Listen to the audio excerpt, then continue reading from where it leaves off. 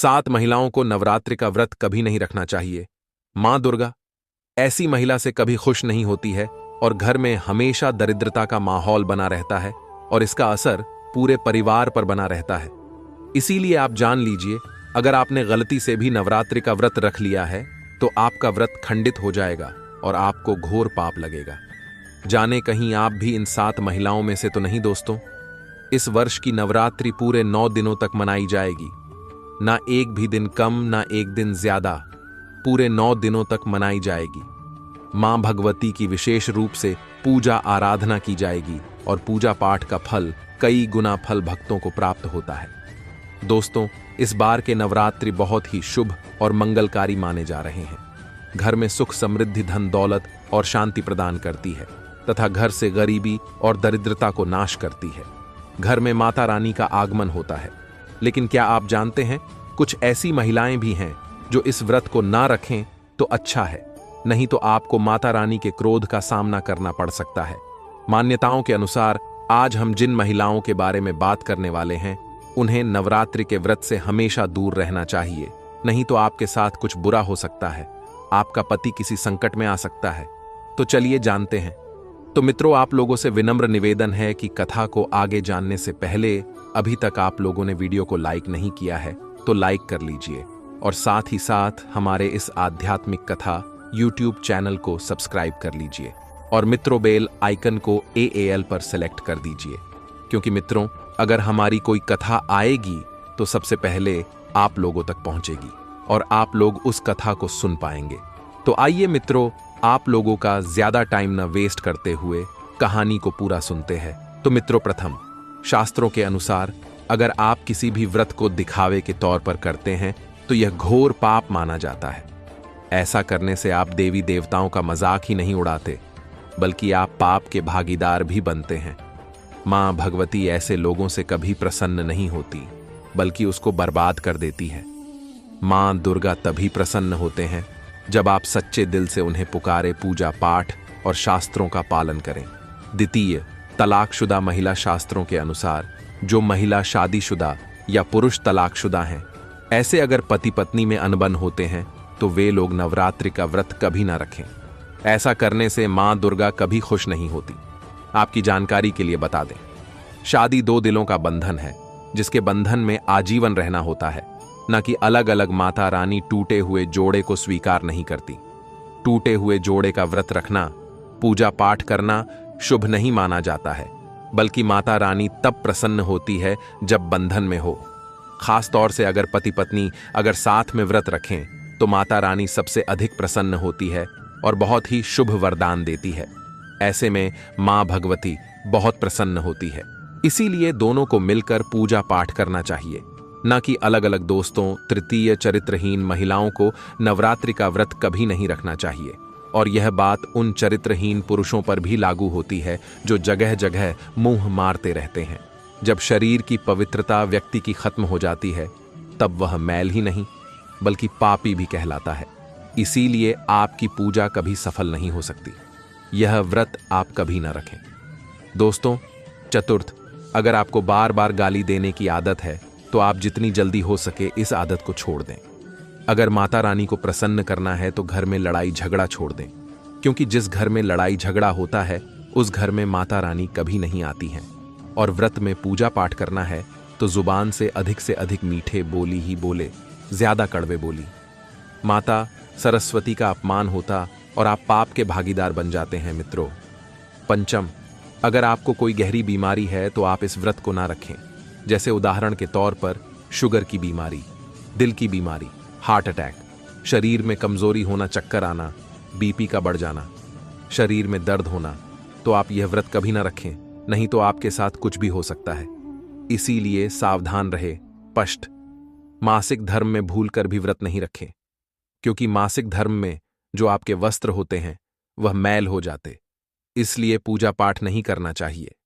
सप्तम, जो महिलाएं अपने पति का अपमान करती वे व्रत ना ही रखें तो अच्छा है, क्योंकि ऐसी महिलाएं का पूजा मां दुर्गा कभी स्वीकार नहीं करती, बल्कि घोर पाप लगता है। दोस्तों, नवरात्र चल रही हैं, ऐसे में यह छोटी छोटी चीज घर में लाने से माता रानी दुखी होकर आपके घर में से चली आती है। इस चीज को घर लाने से माता रानी अवश्य प्रसन्न होती है। यही चीज नवरात्रों पर घर में लाना बहुत ही शुभ और मंगलकारी माना जाता है। तो चलिए जानते हैं दोस्तों। प्रथम मित्रों, 16 श्रृंगार का सामान नवरात्रि के दौरान घर में लाना बहुत ही शुभ और मंगलकारी माना जाता है। ऐसे में घर के बने मंदिर में रखने से जन्मों जन्मांतर की गरीबी मिट जाती है और मां दुर्गा की कृपा सदैव घर पर बनी रहती है। पूरे वर्ष मां रानी की कृपा आप और आपके परिवार के ऊपर बनी रहती है। शास्त्रों में बताया गया है कि नवरात्रों के दिनों में 16 श्रृंगार का सामान घर के मंदिर में होना बहुत ही शुभ और मंगलकारी माना जाता है। या आप जिस जगह घर में माता की आश नवरात्रि व्रत करने के लिए स्थापित कर रहे हैं, उस जगह पर 16 श्रृंगार का सामान रख दें। ऐसा करने से मां दुर्गा की कृपा सदैव घर पर बनी होती है और सारी गरीबी दूर हो जाती है।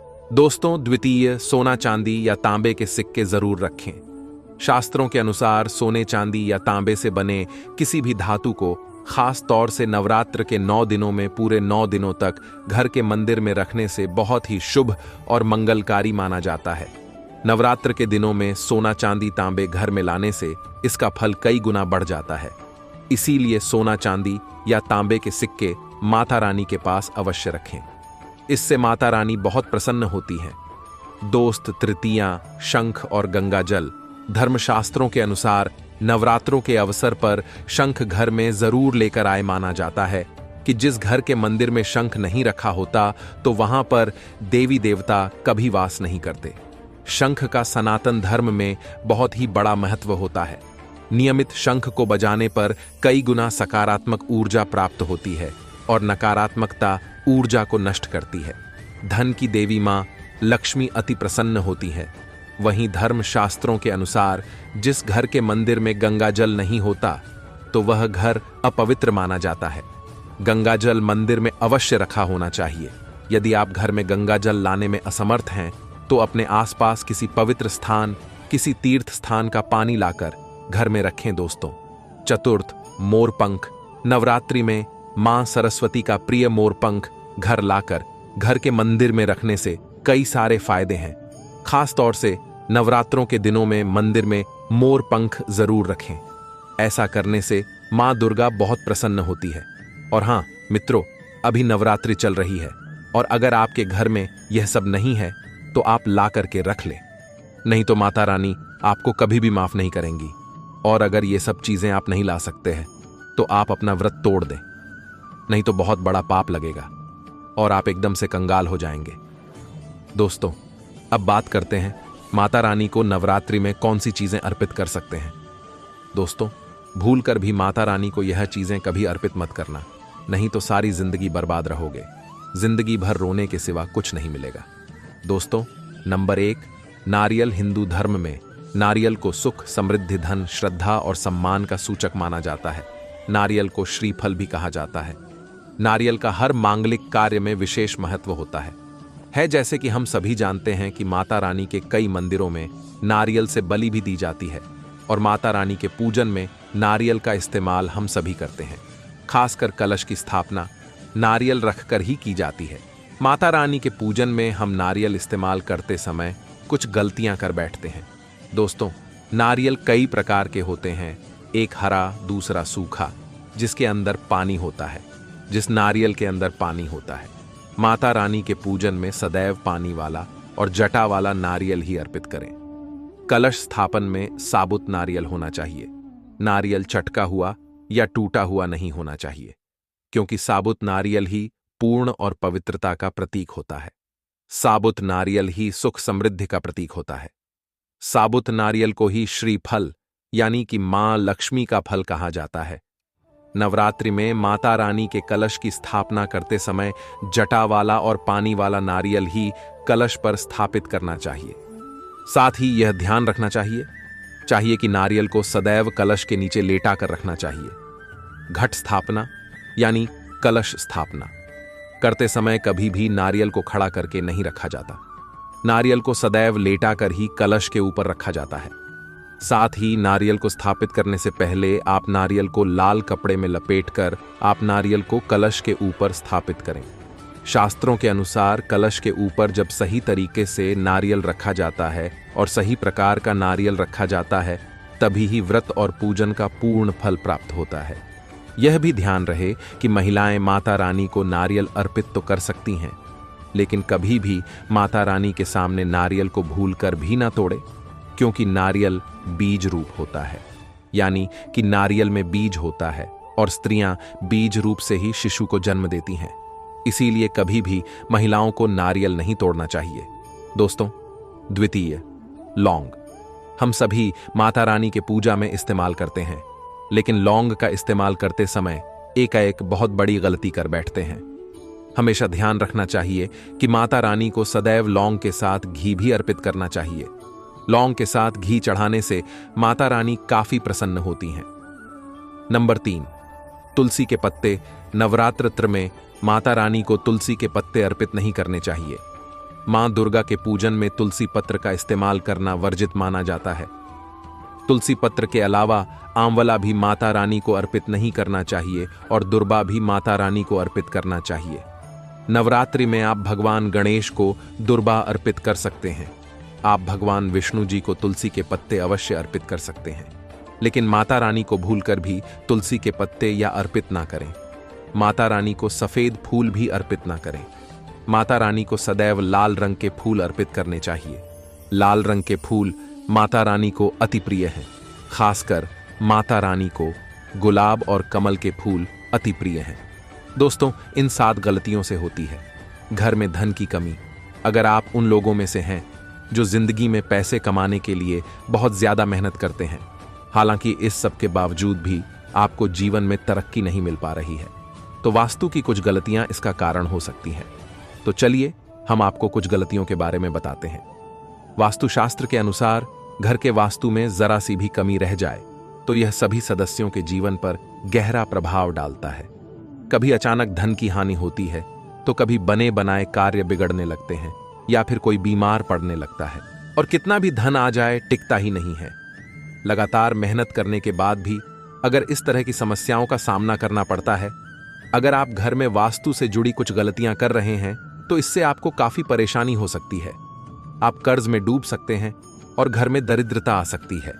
इसलिए आपको तुरंत नीचे दी गई वास्तु टिप्स को अपना लेना चाहिए। लेकिन उससे पहले अगर आप भी चाहते हैं कि लक्ष्मी माता का आशीर्वाद आप पर बना रहे, तो इस वीडियो को एक लाइक करें और चैनल को सब्सक्राइब कर लें और कमेंट बॉक्स में जय लक्ष्मी माता जरूर लिखें। नंबर 1, वास्तुशास्त्र के अनुसार ऐसा माना जाता है कि रात के समय झाड़ू लगाने से घर में दरिद्रता आती है और धन की देवी लक्ष्मी हमसे रूठ जाती है और अलक्ष्मी का निवास हो जाता है। इसलिए आपको ऐसा ना करने की सलाह दी जाती है। हो सकता है कि आपके घर में आर्थिक नुकसान का एक बड़ा कारण आपका शाम के समय झाड़ू लगाने की आदत हो। आपको इसे तुरंत बदलने की जरूरत है। नंबर 2, अगर आपके घर के मुख्य द्वार पर अंधेरा रहता है तो यह बहुत ही अशुभ होता है। आपको बता दें कि अगर घर के मुख्य द्वार पर अंधेरा हो तो बनते काम बिगड़ जाते हैं और इस वजह से बहुत मेहनत करने के बाद भी आप कई कामों में सफल नहीं हो पाते हैं। इसीलिए घर के मुख्य द्वार पर अंधेरा ना रहने दें। नंबर 3, कई लोगों की आदत होती है कि वे नल को खुला छोड़ देते हैं और पानी को बहने देते हैं। बता दें कि वास्तुशास्त्र के अनुसार यह अशुभ होता है। इससे आपको स्वास्थ्य संबंधी समस्याओं का सामना करना पड़ सकता है। साथ ही आप मानसिक रूप से भी कमजोर हो सकते हैं। नंबर 4, कहा जाता है कि जिस घर में साफ सफाई होती है, भगवान भी उसी घर में वास करते हैं। इसीलिए आपको अपने घर को पूरी तरह से साफ सुथरा रखना चाहिए। अगर आपका घर पूरी तरह से बिखरा रहता है, सामान इधर उधर पड़ा रहता है, तो आपके घर में लक्ष्मी का वास नहीं होगा। इसीलिए आपको अपने घर में हमेशा साफ सफाई रखनी चाहिए ताकि आपके घर में लक्ष्मी का वास हो और धन हानि ना हो। नंबर 5, आपको अपने घर में प्रतिदिन पूजा करना चाहिए। हिंदू धर्म के मुताबिक घर में पूजा करना बेहद जरूरी होता है, क्योंकि यह नकारा ऊर्जा को घर से बाहर निकालता है। जिस घर में पूजा नहीं की जाती है, उस घर में धन की कमी बनी रहती है। इसी के साथ घर के बाकी सदस्यों को भी कई परेशानियों का सामना करना पड़ता है। इसीलिए आपको सदैव सुबह उठकर अपने घर के मंदिर में पूजा जरूर करनी चाहिए। नंबर 6, सबसे महत्वपूर्ण बात यह है कि आपको अपने घर के बाथरूम और टॉयलेट के दरवाजे को हमेशा बंद रखना चाहिए। ऐसा माना जाता है कि अगर आप अपने घर के बाथरूम और टॉयलेट के दरवाजे को खोलकर रखते हैं तो यह घर में नकारात्मक ऊर्जा फैलाता है। इससे घर में धन की कमी बनी रहती है। नंबर 7, मुख्य द्वार पर तलवार, चाकू, भाले नहीं लगाने चाहिए। इससे परिवार के सदस्यों के बीच संघर्ष और तनाव बढ़ता है। नंबर 8, अगर आपके परिवार में कुछ लोगों का स्वास्थ्य ठीक नहीं है तो आपके घर में मृत पौधे हो सकते हैं। वास्तुशास्त्र के अनुसार यदि आप घर में मृत पौधे रखते हैं तो आपको और आपके परिवार को स्वास्थ्य संबंधी समस्या का सामना करना पड़ सकता है। इसलिए अगर आप घर में पौधे रखते हैं तो उन्हें रोज पानी देते रहे ताकि वे हमेशा फ्रेश रहे। नंबर 9, वास्तुशास्त्र के अनुसार घर में चमगादड़ का निवास अशुभ माना जाता है और इससे आपके घर में वास्तु दोष हमेशा बना रहता है। इसलिए आपको ऐसे उपाय करने चाहिए जिससे यह चमगादड़ जैसे पक्षी घर में न आए। नंबर 10, अगर आपको रात को खाना खाने के बाद सुबह बर्तन धोने के लिए छोड़ देने की आदत है तो यह बहुत ही बुरी आदत है। वास्तुशास्त्र के अनुसार ऐसा करने से मां लक्ष्मी और मां अन्नपूर्णा आपसे नाराज हो सकती हैं, जिसका असर आपकी आर्थिक स्थिति पर भी पड़ सकता है। नंबर 11, अक्सर ऐसा देखने में आता है कि कुछ लोग जल्दी में झाड़ू को ऐसे ही पटक कर चल देते हैं। यह बहुत ही गलत तरीका है। झाड़ू को मां लक्ष्मी का स्वरूप माना जाता है। मानते हैं जो लोग झाड़ू को इस तरह से पटक कर रखते हैं उन लोगों से मां लक्ष्मी नाराज हो जाती हैं और उनके घर में मां लक्ष्मी नहीं रहती हैं। झाड़ू का सम्मान करना चाहिए और प्रयोग करने के बाद झाड़ू को आहिस्ता से रख देना चाहिए। झाड़ू को घर में इस प्रकार से छिपा कर रखना चाहिए कि बाहर से आने वालों को झाड़ू नजर ना आए। नंबर 12, कुछ लोगों की यह आदत होती है कि नहाने के बाद वह बाथरूम ऐसे ही गीला छोड़ देते हैं और साबुन का पानी पड़ा रहता है, जिसकी पत्तियों के बगैर भगवान विष्णु की पूजा अधूरी मानी जाती है। जिन लोगों की चाहत घर में धन का भंडार हमेशा भरा रहे और कभी पैसों की किल्लत ना हो तो उन्हें कभी भी शाम के समय तुलसी के पौधे को स्पर्श नहीं करना चाहिए। मान्यता है कि जिस घर में तुलसी के पौधे की पवित्रता का पालन नहीं होता है वहां से धन की देवी मां लक्ष्मी रूठकर चली जाती हैं। नंबर 14, सनातन परंपरा में किसी भी कार्य के लिए शुभ अशुभ समय और दिन विशेष का पूरा ख्याल रखा जाता है। धर्मशास्त्र में शाम के समय बाल और नाखून काटने की मनाही है। मान्यता है कि जो व्यक्ति इस नियम की अनदेखी करता है उसके यहां से माता लक्ष्मी नाराज होकर चली जाती हैं और वह हमेशा फटे हाल बना रहता है। नंबर 15, ज्योतिष शास्त्र के अनुसार किचन में रखी चीजों का भी आपके किस्मत से कनेक्शन होता है। ज्योतिष के अनुसार किचन में रखी हल्दी का बृहस्पति और दूध का चंद्र ग्रह से जुड़ाव होता है। ऐसे ही नमक, चीनी आदि को किसी को उधार देने से बचना चाहिए। मान्यता है कि इन सभी चीजों को उधार देने से मां लक्ष्मी की कृपा से मिलने वाला सौभाग्य रूठ कर च जाता है और व्यक्ति के पास रखा धन धीरे धीरे खत्म होने लगता है। नंबर 16, अगर आप अपने कपड़े, चप्पल, जूते आदि चीजें घर में बिना व्यवस्थित रखे इधर उधर फेंक देते हैं तो यह बहुत गलत है, क्योंकि ऐसा करने से मां लक्ष्मी बहुत नाराज होती हैं, जिससे आपके घर में पैसों की कमी हो सकती है। नंबर 17, वास्तुशास्त्र के अनुसार घर में कोई भी टूटा हुआ शीशा, कांच या कोई अन्य टूटी हुई वस्तु नहीं रखनी चाहिए, क्योंकि इससे घर से सकारात्मक ऊर्जा खत्म हो जाती है और नकारात्मक ऊर्जा का संचार होता है। नंबर 18, हर चीज की तरह वास्तुशास्त्र के अनुसार भी घर में डस्टबिन को रखने की दिशा तय होती है। बता दें कि घर में कहीं भी डस्टबिन नहीं रखना चाहिए। अगर आप इसे घर के बाहर या प्रवेश द्वार पर रखते हैं तो मां लक्ष्मी आपसे रूठ जाती हैं और आर्थिक स्थिति बिगड़ सकती है। नंबर 19, बता दें कि अगर आप बिस्तर पर बैठकर खाना खाते हैं तो आप बहुत गलत काम करते हैं, क्योंकि वास्तुशास्त्र के अनुसार इससे मां लक्ष्मी और मां अन्नपूर्णा नाराज हो जाती हैं और आपके घर की आर्थिक उन्नति रुक जाती है। नंबर 20, अगर आपको रात को खाना खाने के बाद सुबह बर्तन धोने के लिए छोड़ देने की आदत है तो यह बहुत ही बुरी आदत है। वास्तुशास्त्र के अनुसार ऐसा करने से मां लक्ष्मी और मां अन्नपूर्णा आपसे नाराज हो सकती हैं, जिसका असर आपकी आर्थिक स्थिति पर भी पड़ सकता है। यह तमाम जानकारी जन रुचि को ध्यान में रख कर दी जा रही है। ज्योतिष और धर्म के उपाय और सलाह को अपनी आस्था और विश्वास पर आजमाएं। वीडियो का उद्देश्य मात्र आपको बेहतर सलाह देना है। इस संदर्भ में हम किसी प्रकार का कोई दावा नहीं करते हैं। दोस्तों, वीडियो अच्छी लगी हो तो लाइक और साथ ही साथ चैनल को सब्सक्राइब करें और कमेंट बॉक्स में जाकर जय मां दुर्गा और जय मां काली जरूर कमेंट करें। और मित्रों, कमेंट करके बताओ कि आप सभी इन सभी कार्यों को तो नहीं कर रहे हैं। तो मित्रों, वीडियो यह तक देखने के लिए दिल से धन्यवाद।